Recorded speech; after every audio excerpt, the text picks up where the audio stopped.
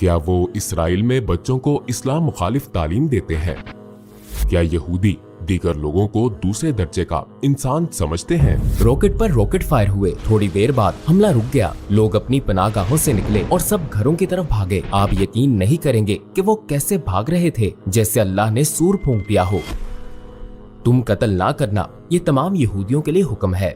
तुम अपने हम मजहब को कत्ल ना करना, लेकिन तुम मुसलमान को मार सकते हो। उनके खून पर तुम्हारा हक है। इस तरह वो लोगों के लाशऊर में अपनी सोच नक्श करते हैं।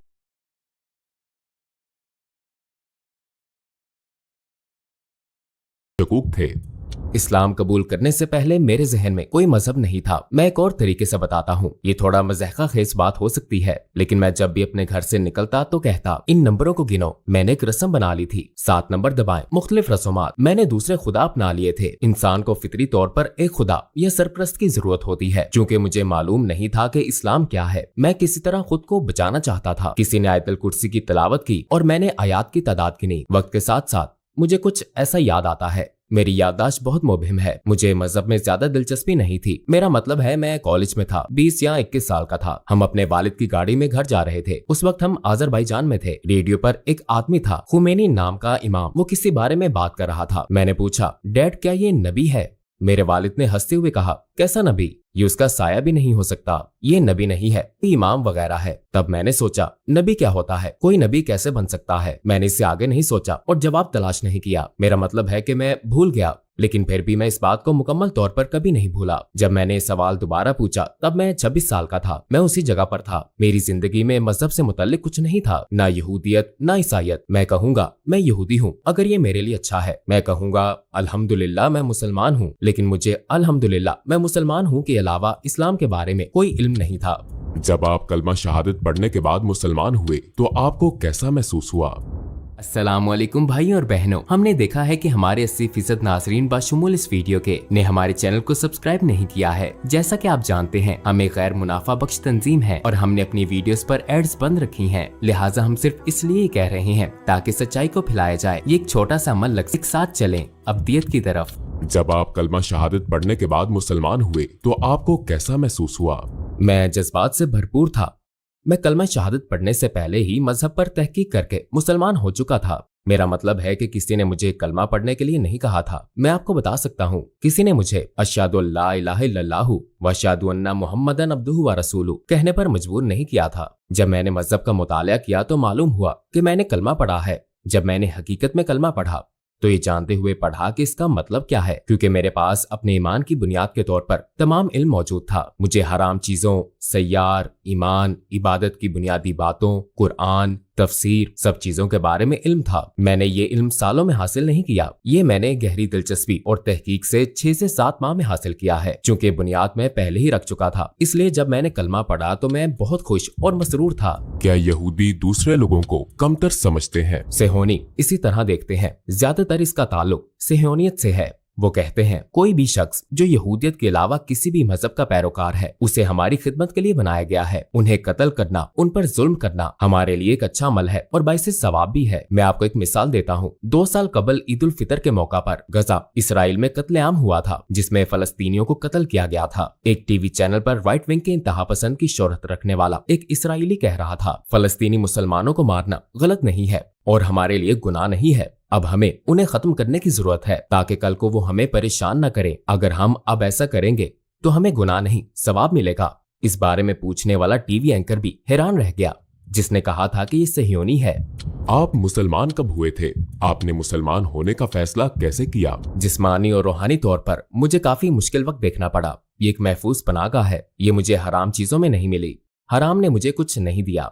मेरी महफूज पनाहगाह एक ऐसी चीज है जिसने मेरी रूह को मुतमईन किया, जिसने मुझे मुकम्मल तौर पर मुतमईन किया। वो चीज इस्लाम थी। एक वक्त ऐसा था जब मैं आजमाइश से गुजर रहा था और ये आजमाइश सही नहीं जा रही थी। मैंने खुद से कहा, मैं हर रोज गाने और बहुत सी दूसरी चीजें सुनता हूँ, तो एक बार इस तुर्क इस्लामी आलिम को सुन लेता हूँ और देखता हूँ कि वो क्या कहता है। तो इस तरह मेरा इस्लाम से तारुफ हुआ। नबी कैसे थे, मैंने सय्यार के बारे में, रसूल सल्लल्लाहु अलैहि वसल्लम की जिंदगी के बारे में ये टॉक शो सुनकर इस्लाम सीखा। इस तरह मैंने अपने मजहब के बारे में सीखा। यहाँ तक कि मेरे दोस्त कहते हैं और मैं इसकी तस्दीक करता हूँ, मैंने यूट्यूब से मोटरसाइकिल पर हेडसेट लगाकर अपना मजहब सीखा। था? मैं आपको ये बता सकता हूँ, क्योंकि मेरे पास यही फारिग वक्त होता था। मुझे किताबें पढ़ने की आदत नहीं थी। सबसे पहले मैंने इस बारे में बातें सुनी कि हमारे नबी सल्लल्लाहु अलैहि वसल्लम कौन है और सहाबा कौन थे। मैंने 1.5 माह बाद नमाज पढ़ना शुरू की और बाद में 2 माह बाद मैंने दिन में 5 वक्त नमाज पढ़ना शुरू कर दी। 1 साल बाद मैंने रोजा रखना शुरू कर दिया। मैं समझ गया था कि रोजा क्या होता है। मैंने रोजमर्रा जिंदगी में हर घंटे में आहिस्ता आहिस्ता और सब्र से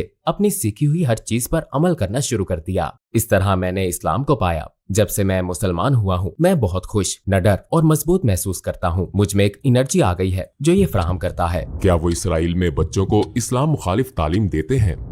इसराइल में सबसे संजीदा टीचर टीवी है। मेरा मतलब है टीवी। मैं कोई इसराइली टीवी चैनल नहीं देख सकता, क्योंकि अगर देखूं तो मैं गुस्से से अपने दांत पीस डालूंगा। इतने झूठ और बहतान मैंने किसी और चैनल को इस अंदाज में इतनी मुबालगा राय करते नहीं देखा, क्योंकि वो आपके लाशूर की तरबियत पर बहुत ज्यादा सरमायाकारी करते हैं। फलस्तीनी दहशतगर्द, कोई जुमला फलस्तीन और दहशतगर्दों की जिक्र से खाली नहीं है। जालिम तुर्किया, जालिम तुर्क।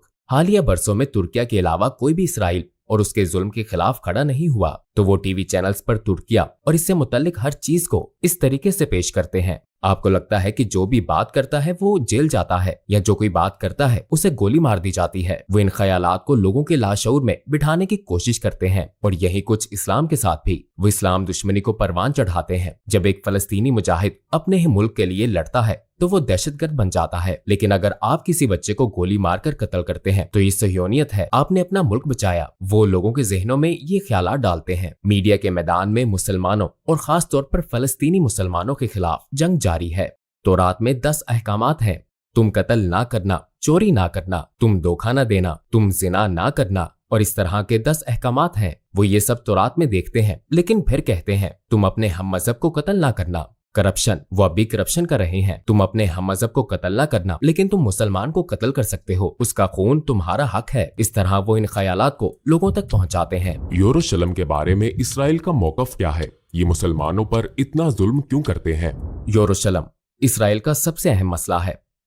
ये सहयोनियत की अव्वलीन ख्वाहिश और ख्वाब है। दीवार गरिया का मतलब है यरूशलेम, इसीलिए उन्होंने इसे ये नाम दिया है। वो इसमें दाखिल नहीं हो सकते, और ये मस्जिद अक्सा और हैकल सुलेमानी के नीचे है। मेरा मतलब है वो इस दीवार पर रो रहे हैं। दीवार के पीछे वो अल-अक्सा और यरूशलेम के लिए रोते हैं। हैकल सुलेमानी अल-अक्सा के नीचे है। सहयोनियत में उनके अकीदे के मुताबिक एक दिन वो अल-अक्सा को तबाह कर देंगे और हैकल सुलेमानी को दरियाफ्त कर लेंगे। और हैकल सुलेमानी के बिल्कुल सामने एक पहाड़ पर यहूदियों का कब्रिस्तान है। यहूदी लोग इसी कब्रिस्तान से दोबारा जिंदा होंगे और हैकल सुलेमानी पहुंचेंगे और यहाँ जमीन पर जन्नत में रहेंगे और सहयोनियत दुनिया पर हुक्मरानी करेगी। ये उनका ख्वाब और उनकी ख्वाहिश है, और उसे पूरा करने के लिए यरूशलेम अहम है। जब वो यरूशलेम पर हमला करते हैं, जो वो हर रोज करते हैं, अल-अक्सा यरूशलेम मुकम्मल तौर पर इंशाअल्लाह ऐसा कभी नहीं होगा। अगर वो अल-अक्सा को गिरा देते हैं तो इस बात की निशानी होगी कि वो दुनिया पर हुकूमत करते हैं, और वो हैकल सुलेमानी भी बनाएंगे। इसीलिए यरूशलेम उनके लिए वाकई अहम है। यरूशलेम वो जगह है जहाँ से उनकी फतह शुरू होगी। मैं जानता हूँ कि आपको इसराइल में इस्लाम पर अमल करने में मुश्किलात का सामना करना पड़ा।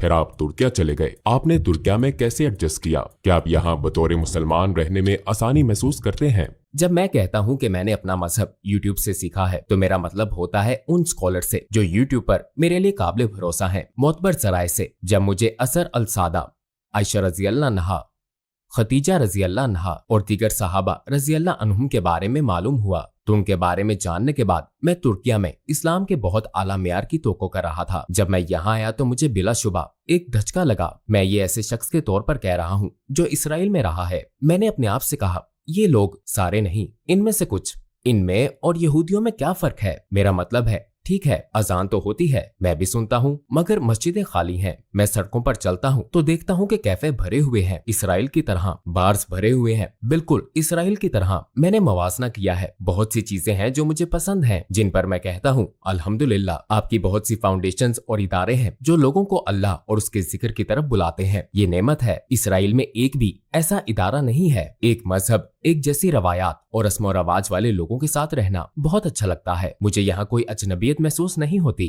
मुझे जबान सीखने में कोई मुश्किल पेश नहीं आई। हम बचपन से ही तुर्क टीवी देख रहे हैं। लेकिन कुछ चीजों ने मुझे मायूस किया और कुछ चीजों ने मुझे सुकून दिया है। दुख होता है जब लोग मेरी नमाज का मजाक उड़ाते हैं। ये देखकर तकलीफ होती है कि लोगों को नमाज पढ़ने में मुश्किल का सामना करना पड़ता है। जब मैं इसराइल में नमाज पढ़ता था तो मेरे कोलीग कहते थे, आप अपनी नमाज अदा करें, पैकेज दूसरे लोग डिलीवर कर देंगे, अपनी नमाज ना छोड़ें। लेकिन यहाँ लोग कहते हैं, तुम बहुत लंबी नमाज पढ़ते हो, बहुत हो गया। और लोग कहते हैं, मैं मुसलमान हूँ लेकिन मसाजिद को बंद करते हैं, इन इदारों को बंद करते हैं, इन मदारिस को बंद करते हैं। तुम कौन हो? मैं मुसलमान हूँ। यहूदी भी ऐसी बातें नहीं करते, वो कैसे कर सकते हैं? मेरी समझ से बाहर है, इसलिए मुझे धचका लगा था। खत्म करने से पहले क्या आप मजीद कुछ कहना चाहते हैं? मैं ये कहना चाहता हूँ कि अगर हमने कुरान और सुन्नत को ना थामा तो हम झूठी किताबों के पीछे लग जाएंगे, हम सच्चे रास्ते से भटक जाएंगे। अगर हमें सच्चा रास्ता मिल गया तो इंशाअल्लाह हम निजात पा लेंगे। टूवर्ड्स इटर्निटी में आपके आने से हमें बहुत खुशी हुई।